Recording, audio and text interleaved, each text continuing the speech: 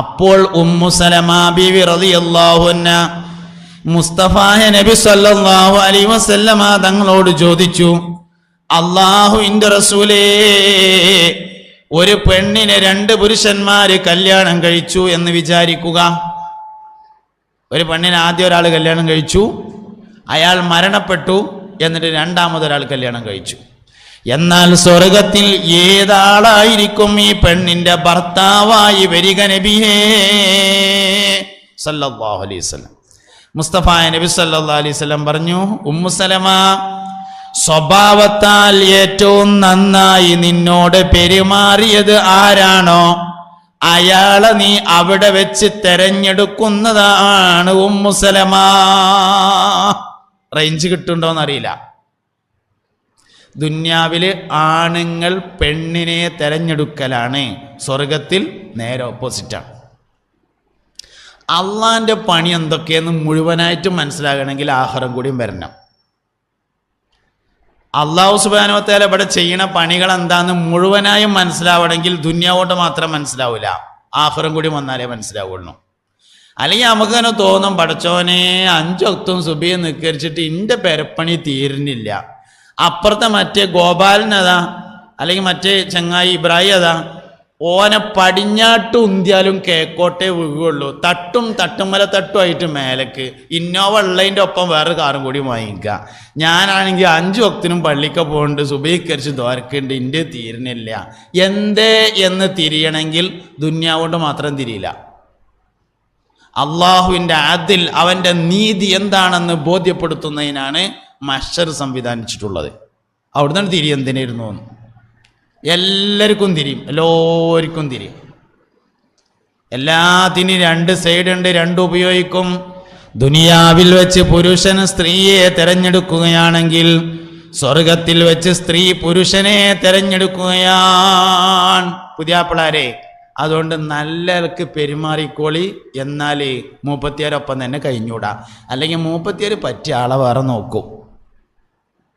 സ്വഭാവത്താൽ ഏറ്റവും നന്നായി പെരുമാറിയാളെ നീ അവിടെ വെച്ച് തെരഞ്ഞെടുക്കുകയായിരിക്കും എന്ന് ഹബീബുന റസൂലുള്ളാഹി സ്വല്ലല്ലാഹു അലൈഹി വസല്ലം തങ്ങൾ പറഞ്ഞു. അതുകൊണ്ട് ഇവിടുത്തെ അതേ ഭാര്യയാണ് സ്വർഗത്തിലുള്ളത്, ഇവിടുത്തെ അതേ ഭർത്താവും തന്നെയാണ് സ്വർഗത്തിലുള്ളത്. അപ്പം അങ്ങനെ പറഞ്ഞപ്പോ ഒരാൾ ചോദിച്ചു, ആണുങ്ങൾക്ക് എന്തിനാ ഞങ്ങളൊന്നും വേണ്ടിയല്ല, ഓൽക്ക് ഹൂറുല്യങ്ങൾ ഉണ്ടാവില്ലേ എന്ന് ചോദിച്ചു. ഓൽക്ക് ഞങ്ങളൊന്നും വേണ്ടിയല്ല. ഈ ഹൂറുല്യങ്ങൾ എന്ന് പറഞ്ഞ് കേൾക്കണതന്നെ പെണ്ണുങ്ങൾക്ക് ഭയങ്കര ദേഷ്യ. ഹൂറുല്യങ്ങൾ എന്ന് കേൾക്കണത് തന്നെ പെണ്ണുങ്ങൾക്ക് വലിയ ദേഷ്യ. എന്താ കാരണം? വിഷയം മനസ്സിലാകായിട്ടാണ്, സംഗതി എന്താണെന്ന് മനസ്സിലാകായിട്ടാണ്. ഹൂറുല്യങ്ങൾ നല്ല ചൊറുക്കുണ്ട് എന്നുള്ളത് ശരിയാണ്. ബഹുമാനപ്പെട്ട സയ്യിദുനാ ജിബ്രീൽ അലൈഹിസ്സലാം ഒരിക്കൽ സ്വർഗം കാണാൻ വേണ്ടി പോയി. അല്ലാഹു സുബ്ഹാനഹു വ തആല സ്വർഗം പണിയെടുത്തു. അങ്ങനെ പണിയൊക്കെ കഴിഞ്ഞതിൻ്റെ ശേഷം ജിബ്രീൽ അലൈഹിസ്സലാമിനെ വിളിച്ചിട്ട് പറഞ്ഞു, നിങ്ങളൊന്ന് പോയി നോക്കിയായിരുന്നു, ഞാൻ സ്വർഗം ഉണ്ടാക്കിയിട്ടുണ്ട് പറഞ്ഞു, ഒന്ന് പോയി നോക്കിയായിരുന്നു. അങ്ങനെ ഉണ്ടാവുമല്ലോ, കുടിരിക്കലിൻ്റെ മുമ്പ് വളരെ പ്രധാനപ്പെട്ട ആൾക്കാരോടൊക്കെ ഒന്ന് വന്നു നോക്കാൻ പറയില്ലേ, ഇനി എന്തെങ്കിലും വല്ല കുറവുണ്ടോയെന്ന് ഒന്ന് നോക്കി. അങ്ങനെ സ്വർഗം പണി കഴിഞ്ഞതിന് ശേഷം സയ്യിദുനാ ജിബ്രീൽ അലൈഹിസ്സലാമിനോട് പോയി നോക്കാൻ പറഞ്ഞു. ജിബ്രീൽ അലൈഹിസ്സലാം ചെന്നിട്ട് ഇങ്ങനെ കുറേ അങ്ങോട്ടും ഇങ്ങോട്ടൊക്കെ നടന്നു. അങ്ങനെ നടക്കണതിൻ്റെ ഇടയിൽ ഒരു ലൈറ്റ് കണ്ടു, ഒരു ലൈറ്റ്. ഉടനെ സയ്യിദുനാ ജിബ്രീൽ അലൈഹിസ്സലാം ബോധരഹിതനായി വീണു. ആ പ്രകാശം കണ്ടേക്കിന് കുറച്ച് കഴിഞ്ഞപ്പോൾ ബോധം തെളിഞ്ഞപ്പോൾ ഒരു പെൺകുട്ടീൻ്റെ അടുത്ത് നിന്നിട്ട് ഇങ്ങനെ ചിരിച്ചണു. അതിൽ ചോദിച്ചു, ഇത് ആരാന്ന് ചോദിച്ചു. അതിൽ പറഞ്ഞു, ഞാൻ ഹൂറുല്യങ്ങളിൽ പെട്ടൊരു പെണ്ണാണ് പറഞ്ഞു. ഇവിടെ സ്വർഗത്തേക്കുള്ളതാന്ന് ചോദിച്ചു. ആ, ഞാൻ സ്വർഗത്തേക്കുള്ളതാണ് പറഞ്ഞു. അപ്പം ഞാൻ ഒരു ലൈറ്റ് കണ്ടില്ല, അതെന്തായിരുന്നു എന്ന് ചോദിച്ചു. അത് ഞാൻ ഒന്ന് ചിരിച്ചതായിരുന്നു പറഞ്ഞു. മനസ്സിലായോ? അതാണ് ഹൂറുല്യങ്ങൾ. എന്നാൽ ദുനിയാവിൽ നിന്ന് വരുന്ന സ്ത്രീകളുടെ സൗന്ദര്യം കണ്ട് ഹൂറുല്യങ്ങൾ അന്തം വിട്ട് നോക്കി നിൽക്കുമെന്ന് ഹബീബുനാ റസൂലുള്ളാഹി സല്ലല്ലാഹു അലൈഹി വസല്ലം. ദുനിയാവെന്ന് വരുന്ന പെണ്ണിൻ്റെ ചൊറുക്കിനെ അപേക്ഷിച്ച് ഹൂറുല്യങ്ങൾ ഒന്നുമല്ല.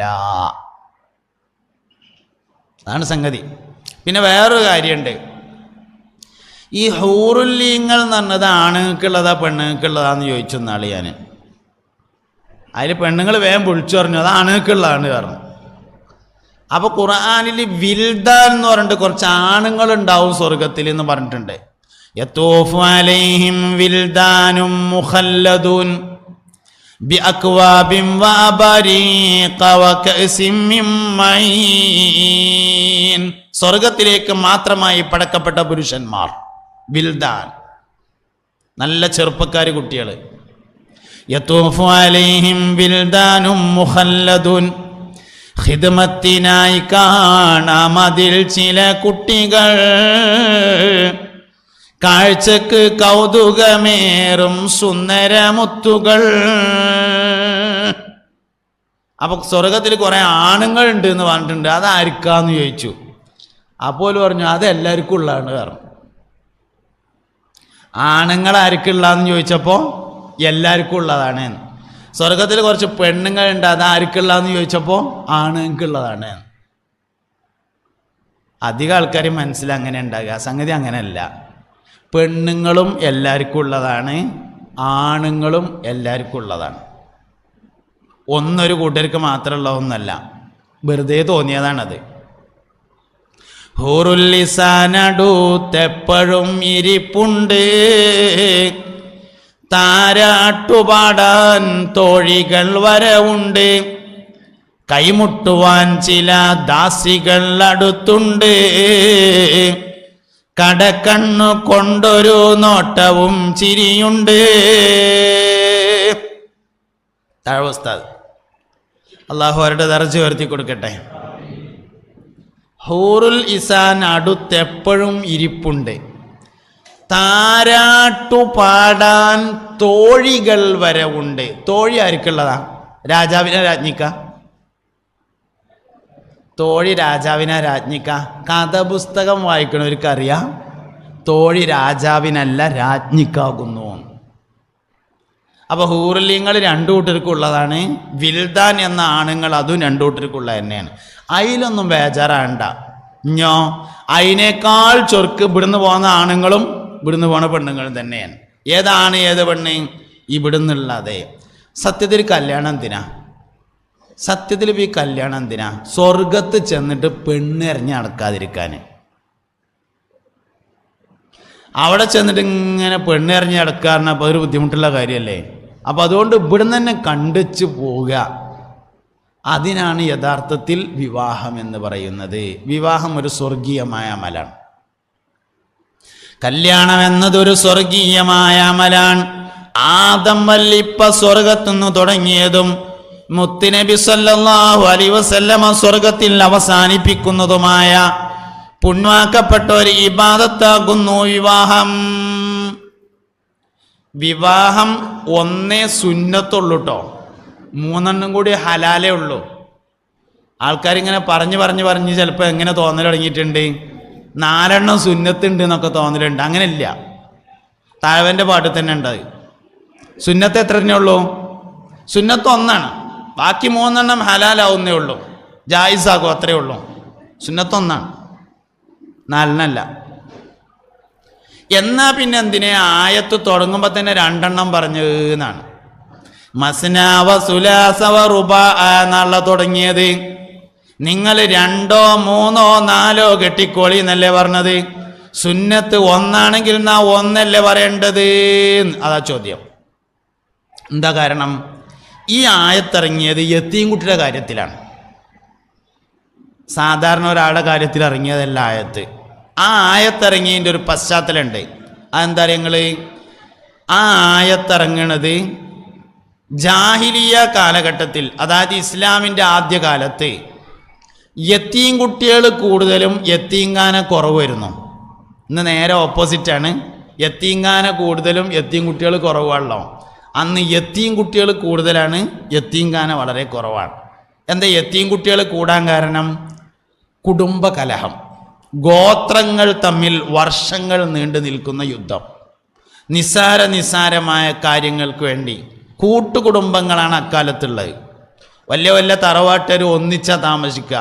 ഷേബ് ബനി ത്വാലിബ് എന്നൊക്കെ പറയും പോലെ വല്യാപ്പാൻ്റെ മക്കളും പേരക്കുട്ടികളും കൂടി ഒരുമിച്ച് താമസിക്കും. അതിന് ഷേബ് എന്ന് പറയും. ഇന്നും ആ പേരുണ്ടെന്ന് ഷീബ് എന്ന് പറയും. അറബികൾ താമസിക്കുന്ന സ്ഥലത്തിന് ഷീബ് എന്നാ പറയാം. മുമ്പ് അതന്നെയാണ്. അന്ന് നന്നാക്കി പറഞ്ഞിരുന്നു, ഒന്ന് കേടെടുത്തി പറയേണ്ടതെന്നേ ഉള്ളൂ. അങ്ങനെ ഷേബുകൾ തമ്മിൽ, ഗോത്രങ്ങൾ തമ്മിൽ പരസ്പരം യുദ്ധം ഉണ്ടാവും. യുദ്ധം തുടങ്ങിയാൽ പരമാവധി ആൾക്കാർ മരിച്ചിട്ടാണ് യുദ്ധം നിർത്തുക. അങ്ങനെ മരിക്കുമ്പോൾ യത്തീം കുട്ടികൾ കൂടുതലുണ്ടാവും. യത്തീംഖാനില്ലാത്തതുകൊണ്ട് ആരെങ്കിലും കഴിവുള്ള ആൾക്കാർ നോക്കാൻ കൊണ്ടുപോകും. യത്തീം കുട്ടീനെ പെരെ കൊണ്ടുപോകും. യത്തീം കുട്ടികളെ നോക്കിയാൽ മഹർ പോലും കൊടുക്കാതെ കല്യാണം കഴിക്കുന്ന പതിവ് അന്നുണ്ടായിരുന്നു. ഒന്നും കൊടുക്കൂല. വിവാഹപ്രായം എത്തിയാലും ഓൻ സ്വന്താക്കും നോക്കിയാള്. അത് പറ്റൂല. അല്ലാത്തത് 2 കെട്ടിയാലും വേണ്ടില്ല എന്നാണ് ഈ ആയത്ത്. യത്തീംകുട്ടിനെ ഈ മാതിരി ചെയ്യണ പരിപാടി ശരിയാവൂല. അല്ലാത്ത സ്വതന്ത്ര സ്ത്രീയങ്ങൾ 2 കെട്ടിക്കോളി, 3 കെട്ടിക്കോളി, 4 കെട്ടിക്കോളി. എന്നാലും യത്തീംകുട്ടിനെ ഈ പരിപാടി ചെയ്യുന്നത് ശരിയല്ല എന്നാണ് ഈ ആയത്ത്. ഈ ആയത്തിന്റെ പശ്ചാത്തലം യത്തീമിന്റെ വിവാഹവുമായി ബന്ധപ്പെട്ടിട്ടുള്ളതാണ്. അപ്പൊ സുന്നത്ത് എത്ര തന്നെയാണ്? 1 തന്നെയാണ്. 2, 3, 4 ജായിസാകും എന്ന് മാത്രം. 4 വരെ ജായിസാവും, അവിടുന്നോട്ട് ജായിസാകൂല്ല. അപ്പം അങ്ങനെ വിചാരിക്കരുത്. എല്ലാ അമ്പിയാക്കളും ചെയ്തിട്ടുള്ള പുണ്യമാക്കപ്പെട്ട സുന്നത്തായ അമലാകുന്നു വിവാഹം. കല്യാണത്തിൻ്റെ എല്ലാ കാര്യങ്ങൾക്കും പടച്ചോൻ കൂലി തരാമെന്ന് പറഞ്ഞിട്ടുണ്ട്. എല്ലാത്തിനും കൂലി തരാമെന്ന് പറഞ്ഞിട്ടുണ്ട്. ഒരാൾ അള്ളാഹുവിൻ്റെ മാർഗത്തിൽ കല്യാണം കഴിച്ചാൽ തവ്വജല്ലാഹു ലഹു താജൽ മലിക്കി ഹബീബുനാ റസൂലുള്ളാഹി സല്ലല്ലാഹു അലൈഹി വസല്ലം മൻ തസവ്വജ ലില്ലാഹി തവ്വജല്ലാഹു ലഹു താജൽ മലിക്. അള്ളാഹുവിൻ്റെ മാർഗത്തിൽ ഒരാൾ കല്യാണം കഴിച്ചാൽ അവന് നാളെ സ്വർഗത്തിൽ അള്ളാഹു രാജാവിൻ്റെ കിരീടം നൽകുന്നതാണ്. കിരീടം കൊടുത്തിട്ട് രാജാവാക്കുവനെ. കല്യാണം കഴിച്ചവരൊക്കെ രാജാക്കന്മാരേക്കാരം. അങ്ങനെ ഇനിയുണ്ട് ധാരാളം ഹദീസുകളിൽ വിവാഹത്തിന്റെ കൂലി പറഞ്ഞിട്ടുണ്ട്.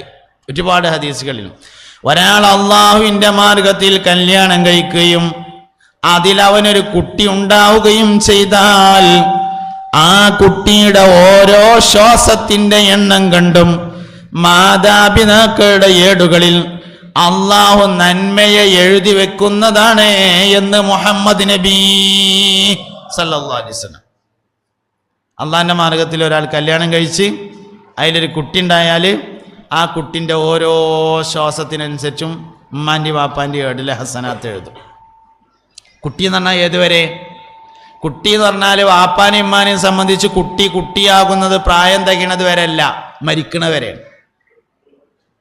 പ്രായം തികണത് വരെ അല്ല, മരിക്കണത് വരെയാണ്. അപ്പം മരിക്കുന്നത് വരേക്കും ആ കുട്ടിയുടെ ഓരോ ശ്വാസത്തിനും വാപ്പാൻ്റെ ഉമ്മാൻ്റെ ഏടിൽ ഹസനാത്ത് എഴുതും. ഒരു പെണ്ണ് ഗർഭിണിയാവുകയും പ്രസവിക്കുകയും ചെയ്താൽ ആ പെണ്ണിന് 100 ഷഹീദിന്റെ കൂലി ഉണ്ടായിരിക്കുമെന്ന് മുഹമ്മദ് നബി സല്ലല്ലാഹു അലൈഹി വസല്ലം. ഒരു പെണ്ണ് ഒരിക്കൽ ഗർഭിണിയായാൽ 100 ഷഹീദിന്റെ കൂലി. ഷഹീദ് എന്ന് പറഞ്ഞാൽ പാരാ? അള്ളാന്റെ മാർഗത്തിൽ യുദ്ധം ചെയ്ത് കൊല ചെയ്യപ്പെട്ട ആൾക്കാണ് ഷഹീദ് എന്ന് പറയാം. ശുഹദാക്കന്മാരെ പറ്റി പറയുമ്പോൾ ആദ്യം ഓർമ്മ വരിക ഹംസ റളിയല്ലാഹു അൻഹുവിനെ. സയ്യിദു ശുഹദാ ഹംസത്തുൽ ഖറാർ റളിയല്ലാഹു അൻഹു. വബിഹംസത്തുൽ ഖറാരി അമ്മിൽ മുസ്തഫ അസദിൽ ഇലാഹി വസയ്യിദി ശുഹദാഇ. മുസ്തഫ നബി സല്ലല്ലാഹു അലൈഹി വസല്ലം തങ്ങൾക്ക് വളരെ അധികം പിന്തുണ നൽകിയ ആളായിരുന്നു ബഹുമാനപ്പെട്ട ഹംസ നബി തങ്ങളുടെ ആളാപ്പൻ സയ്യിദുനാ ഹംസത്തുൽ ഖറാർ റളിയല്ലാഹു. ഹംസ റളിയല്ലാഹു അൻഹു ഒരു പ്രത്യേകമായ ലോകത്ത് ജീവിച്ചിരുന്ന ആളാണ്. അമ്പും വില്ലെടുത്ത് നേരം വെളുത്താൽ കാട്ടിലേക്ക് വേട്ടയാടാൻ പോകും. മാനുകളെയോ മുയലിനെയോ പക്ഷികളെയോ വേട്ടയാടി പിടിച്ച് അവിടുന്ന് തന്നെ ശരിയാക്കി ചുട്ടു തിന്ന് ഹംസ വരും. മടങ്ങി വരുമ്പോൾ കഅബന്റെ ചുറ്റുഭാഗത്ത് ഇരുന്നിട്ട് ആൾക്കാർ വർത്താനം പറയുണ്ടാവും. കള്ളൂടിയുടെ വർത്താനം, പെണ്ണുപിടിയുടെ വർത്താനം, വല്യാപ്പാക്ക് ആന ഉണ്ടായിരുന്നു എന്നുള്ള വർത്താനം അതിങ്ങനെ പറയുണ്ടാവും കാബൻ്റെ ചുറ്റുഭാഗത്തും. ആ കൂട്ടത്തിൽ കുറച്ചേരം ഇരുന്ന് വർത്താനം പറയും. പെരയെ പോകും, കടന്നുറങ്ങും, രാവിലെ നേരം വെളുത്താൽ അമ്പും വില്ലെടുത്ത് കാട്ടിലേക്ക് പോകും. ഇതാണ് ഹംസയുടെ പ്രത്യേകമായ ലോകം. ഒരു ദിവസം ഹംസ റളിയല്ലാഹു അൻഹു കാട്ടിൽ പോയി വേട്ടയാടി മടങ്ങി വരുമ്പോൾ കഅബന്റെ അടുത്ത് വന്നു. അപ്പോൾ അബ്ദുല്ലാഹിബ്നു ജദ്ആൻ എന്നു പേരായ ഒരാളുടെ ഒരു അടിമ സ്ത്രീ ഹംസയുടെ അടുത്തേക്ക് വന്നു. എന്നിട്ട് പറഞ്ഞു, ഹംസേ എന്തിനാ എന്നെ പറ്റുക ചോദിച്ചു. എന്തിനാണ് ചങ്ങായി എന്നെ പറ്റുകയെന്ന് ചോദിച്ചു. അപ്പോൾ ചോദിച്ചു, എന്തേ ചോദിച്ചു. എടാ, എൻ്റെ കാരണവല അബ്ദുള്ളാൻ്റെ മകൻ മുഹമ്മദിന് അബൂജാഹിൽ എന്തെല്ലാം വർത്താനപ്പടി ഇരുന്നാണ്ട് പറഞ്ഞത്, എന്തിനാ ജോ കാണാമെന്നും പറഞ്ഞിങ്ങാണ്ട് മീശയും വെച്ചിങ്ങാണ്ട് നടക്കണത് എന്ന് ചോദിച്ചു. ഹംസ റളിയല്ലാഹു അൻഹു ചോദിച്ചു, മുഹമ്മദ് അങ്ങോട്ടും പറഞ്ഞില്ല എന്ന് ചോദിച്ചു. ഇല്ല, അങ്ങോട്ടൊന്നും പറഞ്ഞില്ല എന്ന് പറഞ്ഞു. ഒന്നും പറഞ്ഞില്ല ചോദിച്ചു. ഒന്നും പറഞ്ഞിട്ടില്ല. ആഹാ, അബൂജാഹിൽ ഇങ്ങനെ അപ്പുറത്ത് വട്ടത്തിൽ ഇരിക്കുന്നുണ്ട്, ലഅനത്തുല്ലാഹി അലൈഹി, അവൻ്റെ ആൾക്കാരുണ്ട്. അടുത്ത് വന്നിട്ട് തോളുന്ന് വില്ലെടുത്തുങ്ങാണ്ട് തലക്കൊരൊറ്റ അടിയാണ് കൊടുത്തു. ഒന്നുകൂടിയും പറഞ്ഞാടാറുണ്ട്, ഒന്നുകൂടിയും പറയാറുണ്ട്. അതിൽ ഒപ്പമുള്ള ആൾക്കാരൊക്കെ കൂടി ഇങ്ങനെ ഹംസൻ്റെ നേരെ നീച്ചു. അതിൽ അബൂജാഹിൽ പറഞ്ഞു, അവിടെ അടങ്ങിയിരുന്നോളി, ഞാൻ മയമേനെ ചീത്താറിട്ടുണ്ട്, അതിനുള്ളതാണ് പറഞ്ഞു. മുണ്ടാതിരുന്നോളി പറഞ്ഞു. ഇപ്പം ഒന്നും മുണ്ടാൻ പോണ്ടാറ്, മുഹമ്മദിനെ ചീത്താറിട്ടുണ്ട് ഞാൻ, അതിനുള്ളതാണ് ഇപ്പോൾ കിട്ടിയത്, മുണ്ടാതിരിക്കുകയായിരുന്നു. എല്ലാവരും ഇരുത്തി. അങ്ങനെ അതൊക്കെ കഴിഞ്ഞിട്ട് മൂപ്പരിങ്ങനെ പെരേക്ക് പോകുമ്പോൾ മൂപ്പരിങ്ങനെ ആലോചിച്ചു, അല്ലേ ഇപ്പം മുഹമ്മദ് പറഞ്ഞതിന് ഇപ്പം എന്താ കുഴപ്പമുള്ളത്? എന്തേപ്പല്ലേ ഓൻ പറഞ്ഞത്? പെണ്ണ് പിടിച്ചണ്ട, കള്ള് പിടിച്ചണ്ട, കക്കണ്ട, ചുറ്റളിക്കണ്ട, പലിശ വാങ്ങണ്ട, ഇതൊക്കെ അല്ലേ പറഞ്ഞത്. എന്താ ഇപ്പം ഇതിനൊരു കുഴപ്പം? പെരേക്ക് എത്തുന്നതിൻ്റെ മുമ്പന്നെ മുമ്പര് തീരുമാനമായി കുഴപ്പമൊന്നുമില്ല. പെരേക്ക് കയറിയില്ല, നേരെ അങ്ങോട്ട് വന്നു. ഇലാ ഹദറത്തി ഹബീബിന റസൂലുള്ളാഹി മുസ്തഫ നബി സല്ലല്ലാഹു അലൈഹി വസല്ലം തങ്ങളുടെ ഹദറത്തിൽ വന്നിട്ട് പറഞ്ഞു, മുഹമ്മദേ, ഞാൻ എൻ്റെ മതത്തിൽ കൂടാണ്, ചൊല്ലിക്കൊണ്ടോർന്നു. അഷ്ഹദു അല്ലാ ഇലാഹ ഇല്ലല്ലാഹ് വഅഷ്ഹദു അന്ന മുഹമ്മദർ റസൂലുള്ളാഹ് എന്ന് പറഞ്ഞ് ഇസ്ലാമിലേക്ക് വന്നു. നബി തങ്ങളുടെ ഏറ്റവും വലിയ പിന്തുണയായിരുന്നു ബഹുമാനപ്പെട്ട സയ്യിദുനാ ഹംസത്തുൽ കർറാർ റളിയല്ലാഹു. ബദർ യുദ്ധം നടക്കുമ്പോൾ ആദ്യം കളത്തിക്കണ്ട് ഇറങ്ങിയത് ഹംസയാണ് റളിയല്ലാഹു അൻഹു. അസ്വദ് നബി തങ്ങളുടെ വെള്ളത്തടാകം പൊളിക്കാൻ വേണ്ടിയിട്ട് വന്നു. അതാണ് ആദ്യം അവിടുന്ന് ഇറങ്ങിയത്, ഫസ്റ്റ് ഇറങ്ങി. അപ്പം ഹംസ റളിയല്ലാഹു അൻഹു ഇറങ്ങിയത്. പമ്പുറ്റ ഹംസ റളിയല്ലാഹു ചാടി തമ്പിയ സിവദിൽ മാറടാ വള്ളൽ നബി മഹ്മൂദർ ഹൗലിന്ന് വെള്ളം കുടിപ്പവനാരടാ. അതാണ് സയ്യിദുനാ ഹംസത്തുൽ കർറാർ റളിയല്ലാഹു അൻഹു. സയ്യിദു ശുഹദാ, ശുഹദാക്കന്മാരുടെ നേതാവ് എന്ന പേര് മഹാനവറുകൾക്കാണ്. ഉഹദ് യുദ്ധത്തിൽ ഷഹീദായി. ഉഹദ് യുദ്ധത്തിൽ ഷഹീദായി. ഹിന്ദ് എന്ന പേരായ ഒരു പെണ്ണിൻ്റെ പരിശ്രമത്തിന് വഴങ്ങി ഹിന്ദിനെ സ്വന്തമാക്കാൻ വേണ്ടി വഹ്ശി എന്ന ഒരാളായിരുന്നു ഹംസയെ കൊന്നത്. പാറക്കല്ലിൻ്റെ മറവിൽ ഒളിച്ചിരുന്ന് ഹംസ കുനിഞ്ഞു നിൽക്കുന്ന സമയത്ത് ബാക്കിൽ നിന്ന് ചാട്ടുളി എറിഞ്ഞു. ഹംസ റളിയല്ലാഹു അൻഹു കൊണ്ടു വീണു. ഓടിച്ചെന്ന അയാൾ നെഞ്ച് കുത്തിക്കീറിയിട്ട് അതിൽ നിന്ന് കരള് വലിച്ച് പുറത്തേക്കെടുത്ത് വായയിലിട്ട് ചവച്ചു തുപ്പി. അങ്ങനെയാണ് ഹംസ വഫാത്താകുന്നത് റളിയല്ലാഹു അൻഹു. അതാണ് ഷഹീദ്.